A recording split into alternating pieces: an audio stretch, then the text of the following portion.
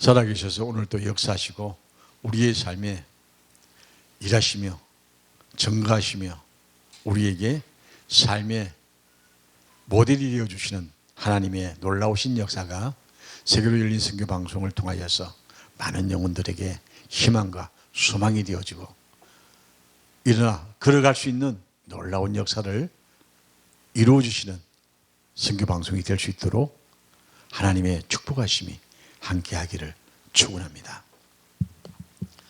하나님의 말씀 누가복음 히브리서 11장 히브리서 11장 1절에서 6절 말씀 봉독해 올리겠습니다. 이 말씀은 정말 귀한 말씀이라서 끝까지 다 읽겠습니다.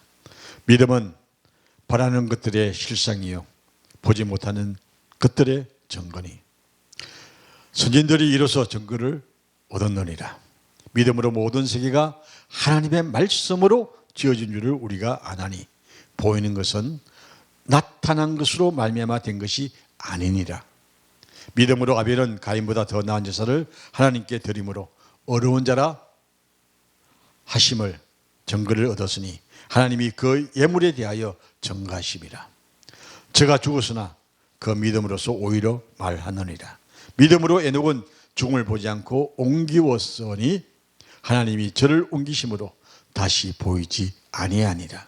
저는 옮기우기 전에 하나님을 기쁘시게 하는 자라 하는 증거를 받았느니라. 믿음이 없이는 기쁘시게 못하나니 하나님께 나아가는 자는 반드시 그가 계신 것과 또한 그가 자기를 찾는 자들에게 상 주시는 이심을 믿어야 할지니라. 이 말씀을 가지고 나의 신앙이란 제목의 말씀으로 하나님의 말씀을 함께 은혜를 나누고자 합니다. 자, 우리가 그리스도인이라고 이야기합니다. 진정 그리스도인일까요? 그리고 그리스도인이라면 구원을 받았습니까? 그리고 구원을 언제 받았습니까? 어디서 받았습니까? 제가 마치 이거 구원파 이야기하는 것 같죠? 근데 우리 이거 확실하게 알아야 합니다. 구원파들의 이야기에 현혹되지 않고요. 이게 문제가 해결 안 되면 우리가 언제든지 이단에게 물릴 수밖에 없다는 사실입니다. 그리스도인들은 자신을 어떻게 모사를 해야 될까요?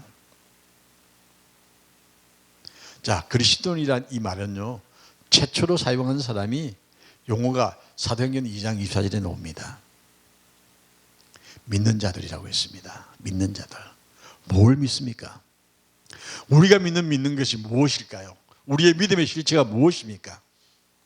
우리가 믿는다고 하면서도 믿음이 과연 나에게 있는지 한번 돌아봅시다. 그리스도인은요, 믿는 자들입니다. 무엇을 믿다는 것을 우리가 이야기한다면 믿음이라는 단어 속에 우리를 찾아내어야 합니다. 나의 믿음은 어디서 올고 그리스도에게서 올 수 있는 삶이 그리스도인이라 할 수가 있습니다. 나의 믿음은 그리스도인으로부터 시작입니다. 이 믿음이란 단어가 성경에는 참 많이 나옵니다. 그리고 전형적인 믿음, 정의를 찾아라고 한다면 히브리서 11장 오늘 본문에서 찾아볼 수 있습니다. 믿음이 없이는 하나님을 기쁘시게 할 수가 없다는 겁니다. 우리가 하나님을 기쁘시게 할 수 있는 자. 그래서 전 가끔 사람들하고 이야기할 때 제가 엉뚱한 이야기할 때가 하나가 있는데 사람들이 그래요. 하나님은 내 편이고 하나님은 나를 도와주시고. 그런데 그래요. 이 바보야. 하나님이 네 편이 아니야. 모든 사람의 편이야. 그런데 네가 하나님 편에 서면 하나님께서 너와 함께 하셔. 네가 하나님 편이 되어야 돼. 그런데 많은 사람들은요, 하나님이 내 편이라고 생각해요. 착각이죠. 내가 하나님 편이 되어져야 합니다. 그래야 행복한 믿음이 나오는 겁니다. 자, 내가 하나님 편에 설 수 있는 믿음이 무엇입니까? 그걸 그리스도인이라고 합니다. 성경은 하나님에 대한 개념을 어떻게 정의하고 있을까요? 인간의 이성이나 지식으로 파악할 수 없는 초월자이신 하나님이십니다. 근데 우리는 내 머리로 하나님을 만나려고 할 때가 많습니다. 오늘 제가 이게 오기 전에 어떤 분하고 상담을 좀 하고 왔는데, 그래요. 교회에서 막 가려고 튀어나갈 수밖에 없는 상황이 생겼을 때 어떻게 할 것이냐. 순간적인 감정이 뛰어올랐어요. 그 순간적인 감정은 뭡니까? 이성입니다. 이성이 끈을 놓았다는 이야기입니다. 그런데 이성의 끈을 놓을지라도 믿음이 있으면 튀어나가지 않죠. 교회는 성도의 교제가 이루어지는 곳입니다. 교회가 구원이 아닙니다. 교파가 구원 아닙니다. 그런데 우리가 분명히 해야 할 것은 교회의 성도가 아름다운 교제가 일어나야 왕따가 안 됩니다. 여러분, 왕따 되는 게 얼마나 힘든 줄 아십니까? 왕따 되면요, 내가 존재의 의미까지 잃어버릴 만큼 힘들고 어렵습니다. 우리가 그리스도인의 삶 속에서 그리스도와 함께 할 수 있는 예배를 드리는 장소에서 왕따가 돼서는 안 되겠죠. 오늘 우리는 유일하신 하나님, 나 스스로 인식할 수 없는 오직 하나님 믿는다는 이 기초 위에서야 우리가 믿음의 사람이라 할 수가 있습니다. 그리스도인은요, 하나님을 기쁘시게 하는 사람이 받는 영혼이라는 사실을 꼭 기억하십시오. 하나님을 기쁘시게 하지 않으면서도 그리스도인이라고요? 그건 아니거든요. 오늘 우리는 하나님을 기쁘시게 할 수 있는 신앙, 그 위에 나를 세울 수 있는 우리 모두가 되기를 주의 이름으로 축원합니다. 하나님은 스스로 계시하시는 하나님이십니다. 그렇기 때문에 인간이 가지고 있는 지식이나 이성으로 하나님을 파악할 수가 없다는 사실을 꼭 기억하십시오. 하나님의 그 계시에 의해서 인간이 신앙으로, 믿음으로 하나님과 인간과의 사이에 인격적 관계가 형성되어진다는 사실입니다. 하나님과 나와의 관계 속에서 하나님의 인격적 그 모습이 우리와 하나로 엮어주는 역사, 하나님이 찾아오심입니다. 찾아오신 하나님께서 내 손을 꼭 붙잡아 줄 수 있도록 내가 하나님의 손을 잡는 것이 바로 믿음이라는 겁니다. 이 하나님의 손을 꼭 잡고 우리가 나아갈 때 우리의 삶은 어느 곳에 가든지 무엇을 하든지 흔들리지 않고 담대하게 하나님의 말씀을 전할 수 있는 능력의 일꾼이 되어진다는 사실입니다. 신앙이란 말은 히브리어로 예문의 동사로서는 아멘에서 온 말입니다. 믿습니다. 믿습니다. 내가 그 말씀을 믿습니다. 이 아멘이라는 말 속에 믿음이라는 단어가 담겨져 있다는 이야기입니다. 신실함, 신뢰, 하나님에 대한 의존감, 이러한 것들이 신앙이라고 표현할 수가 있습니다. 우리나라 국어사전에는 신에 대한 의존감이라고 그렇게 표현 나와 있는데 어떤 가도 대체할 수가 없는 용어가 신앙이라는 겁니다. 믿음이라는 겁니다. 인간 자신의 영역을 넘어서 가야만이 할 곳이 신앙의 길입니다. 믿음의 확신, 이것이 신앙이란 그 믿음 위에 세워진 완성체입니다. 비록 정신세계가 하나님의 나라를 이해를 했다 해도 그 자각한 것을 모두 이해할 수 없기 때문에 오직 믿음으로 복음 진리를 확보하고 확신해서 그 확신이 확고할 수 있도록 자기 힘으로 어떤 인간적인 것도 납득할 수 있는 놀라운 역사의 장으로 나가는 것입니다. 다시 말씀드리면 우리 인간이 나아갈 수 없는 그 이상의 세계를 의미한다는 이야기입니다. 자기 힘으로 인간적이고 그 이상의 것을 이해할 수 있게 될 때에 우리는 그것이 신앙이라고 표현해 볼 수가 있습니다. 사도 바울은 에베소서 3장 18절에서 19절에 말씀하기를 지식이 넘치는 그리스도의 사랑을 알아 지식이 넘치는 그리스도의 사랑을 알아. 그 넓이와 길이와 높이와 깊이가 어떠함을 깨달아 하나님의 모든 충만한 것을 아는 것이라고 표현했습니다. 이게 신앙입니다. 하나님의 모든 것을 아는 것. 진짜 오묘하죠.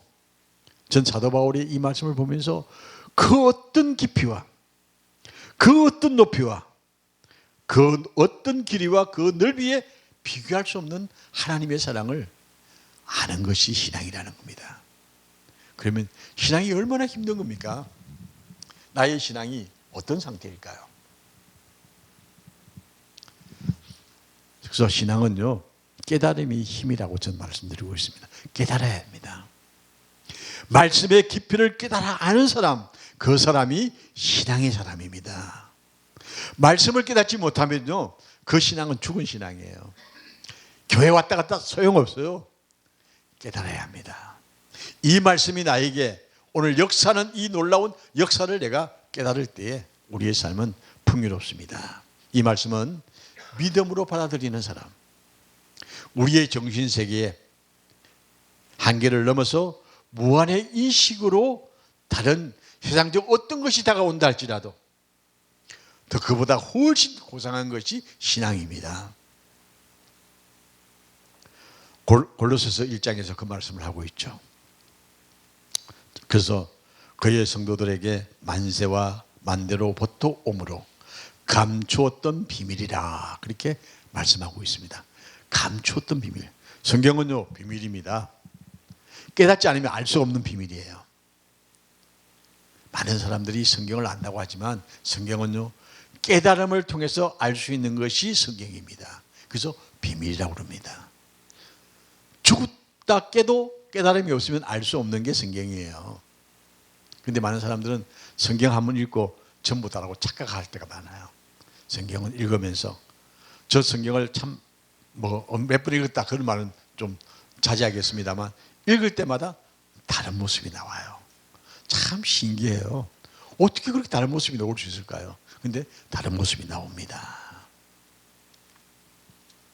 우리가 하나님의 자녀가 된 것은 아는 것부터 출발입니다. 하나님의 자녀가 됐다는 것은 아는 것부터 시작입니다. 내가 하나님을 아는 것부터 시작입니다. 이것이 구원의 확신에서부터 출발한다는 사실입니다. 하나님의 진실에 관하여 확신을 가질 때에 이성의 증명에 의해서 배우는 것이 아니라는 겁니다. 사도 바울은 이 확신에 대하여서 고린도후서 5장에서 이렇게 말씀합니다. 우리가 몸에 거할 때에는 주와 따로 거하는 줄로 아나니 이는 우리가 믿음으로 보는 것으로 하지 아니함이라 고 하신 말씀처럼요, 우리가 믿음을 통하여 아는 것은 인간과 함께 하지도 않지만 보이지 않는 것이다 라는 게 사도 바울의 증거였죠. 신앙은 지식을 이해보다는 확신 가운데 있는 것임을 깨닫는 것입니다. 확신 가운데 깨닫는 것입니다. 칼빈은 신앙은 고차원적인 인식이라고 정의했습니다. 이 신앙의 기초가 무엇입니까? 우리의 신앙의 기초가 무엇입니까? 말씀입니다. 말씀을 날마다 깨닫는 은혜가 여러분들의 삶 속에 풍성하기를 주의 이름으로 축원합니다. 말씀을 깨달아야 합니다. 이 말씀이 없이는 신앙이 없는 것입니다. 저는 가끔 이렇게 느낍니다.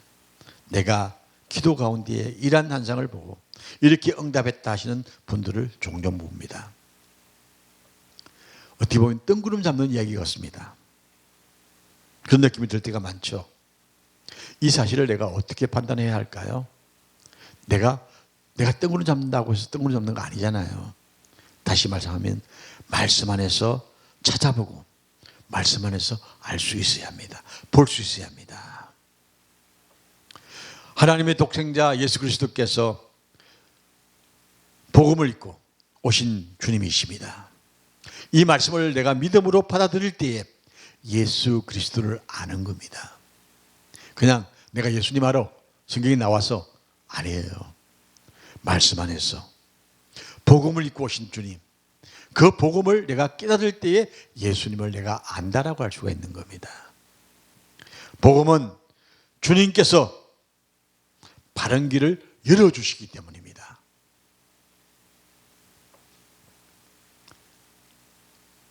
자, 햇빛은 어디서 오나요? 햇빛이 어디서 올까요? 태양에서 오지 않습니까? 그러면 신앙과 말씀은 떼어놓을 수 없다는 사실입니다. 이사야 55장 3절에 말씀합니다. 너희가 길을 기울이죠. 너희가 길을 기울이고 내게 나와 들으라. 그리하면 너희의 영혼이 살리라. 그랬습니다. 너희가 길을 기울이고 말씀에 귀를 기울이라는 이야기입니다. 요한복음 20장 31절에 말씀하기를 이것을 기록하면 너희로 믿게 하려 함이라고 하신 것처럼 말씀이 신앙의 원천이라는 사실입니다. 성경 말씀은 신앙을 붙드는 기초가 되므로 신앙이 말씀에서 이탈하면 넘어질 수밖에 없습니다. 오늘날 이단들이 왜 생깁니까? 말씀 밖으로 이탈하는 겁니다. 그들이 말씀 안에 있는 것이 아니라 말씀 밖으로 나갈 때에 이단이 되는 겁니다. 그래서 말씀이 없는 설교, 말씀이 없는 행동은 신앙이 없는 결과를 나타내게 되어집니다. 우리가 하나님의 말씀을 전하는 많은 하나님의 사람들이 말씀이 아닌 세상적인 지식으로 설교할 때가 참 많습니다. 저도 한때는 그런 유혹을 많이 받아서 신학적, 심리학적 이런 이야기를 많이 했거든요. 그거 소용없어요. 다 갖다 버려야 돼요. 말씀 가지고만 하는 게 정상입니다. 그래서 말씀이 없는 설교는요, 말씀이 없는 행동은 신앙이 없는 결과를 나타낸다는 사실입니다. 말씀을 통해 주님을 알고 확신할 때에 하나님의 뜻을 알게 되어지는 것입니다. 우리는 하나님을 전가하는 진리의 말씀이 전가하는 그 말씀에 동의하고 지켜나가는 것이 신앙의 의무입니다. 하나님의 정의만 외치고 하나님의 진노만 외친다면 하나님은 두렵고 무서운 하나님으로 나타나게 되어집니다. 그래서 우리는 하나님 하면 벌벌 떨면서 믿어야 합니다. 그런데 우리는 사랑의 하나님이라고 합니다. 그리고 그 하나님을 우리는 날마다 부릅니다. 왜 그럴까요? 정의와 그리고 진노만 아니라 하나님은 때리시고 삼위시는 하나님이라는 사실입니다. 우리가 범죄할 때에 때리시고 그리고 회개할 때 삼위시고 그리고 하나님 안에서 살아갈 때에 품어주시는 하나님의 역사가 우리에게 있기 때문에 하나님은 진노의 하나님만이 아니라 정의의 하나님만이 아니라 사랑의 하나님이 거기에서 역사하게 되어진다는 사실입니다. 그런데 마치 사랑만 강조하면요, 하나님을 강아지 부르듯이 불러요. 하나님이 강아지 아니잖아요. 근데 내가 말하면 하나님이 다 들어주는 건 착각을 해버려요. 하나님 강아지 절대 아니에요. 하나님 아시죠? 뭘 알아요?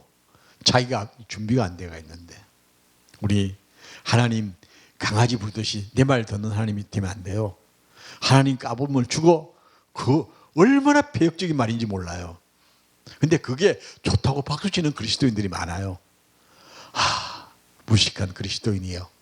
말씀이 없는 그리스도인입니다.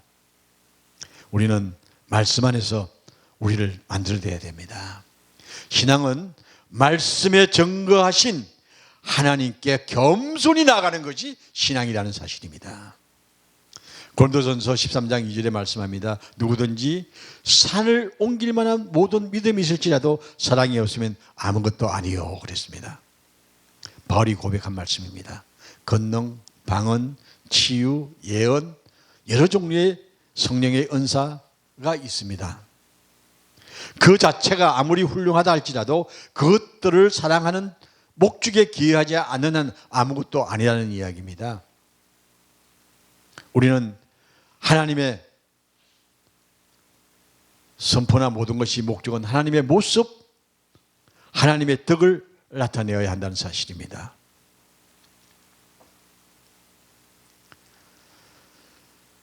우리가 하나님의 사랑에서 멀어지게 되어지면요, 우리가 행하는 은사들은 아무 가치도 없는 유익이 없는 것이 되고 맙니다. 신앙은 사랑과 함께 있어야 합니다. 그래서 사랑과 함께 있어야 할 것은 덕목입니다. 우리가 말씀으로 무장하고 사랑으로 덕을 만들어낼 때에 그 사람이 온전한 그리스도인이다, 그렇게 칭을 받습니다. 사울왕 하나님이 불렀습니다. 처음 부르신 하나님의 은혜와 사랑 잃어버리고 욕심이 가득한 자기 중심이 되었을 때 신앙은 끝나고 마는 겁니다. 사무엘상 9장 11절의 말씀이죠. 돌짝밭에 떨어진 씨앗처럼 뿌리를 내리지 못하는 신앙은 해가 돋은 후 말라버리고 마는 신앙임을 말라기에서 말씀하고 있죠. 그리고 하나님을 멸시하는 신앙, 사랑이 없는 자기 중심의 신앙은 말라버리고 마는 것입니다. 우리의 신앙도 하나님의 약속을 믿고 나가는 삶이 되어야 영혼의 터전이 되어집니다. 신앙의 본질은 약속 위에 세워진 것이므로 그 약속에 변치 않음을 믿고 나아가는 것입니다. 우리들은 구원의 약속에 의지하여 하나님께 나아가는 것이기 때문에 그 약속의 뿌리 되신 말씀이신 주님을 향하여 흔들리지 아니해야 한다는 사실입니다. 주님은 오늘 또 우리의 공적을 보시는 것이 아니라 우리와 약속의 굳건함을 의지한 믿음을 보시고 여기에 구원의 축복을 부어주신다는 사실입니다. 우리는요, 구원받은 게 축복입니다. 이거 없으면 우리는 살아갈 수가 없어요. 이 구원의 축복, 여기에 더하여 우리가 아버지 앞에 구할 때마다 채워주시는 은혜가 있습니다. 그런데 우리는 목적보다는 그게 부속물을 갖다가 더 좋아할 때가 많아요. 우리의 신앙은 약속에 의해서 진행되어집니다. 다시 한번 우리가 우리의 신앙을 돌아보면서 나의 신앙은 어디에 기초가 되어지느냐? 하나님의 말씀에 의지하여 기초가 되어져서 하나님의 사랑의 덕을 나타낼 수 있는 복음에 굳게 선 신앙의 모습이 우리 모두의 삶 속에 함께하기를 주의 이름으로 축원합니다.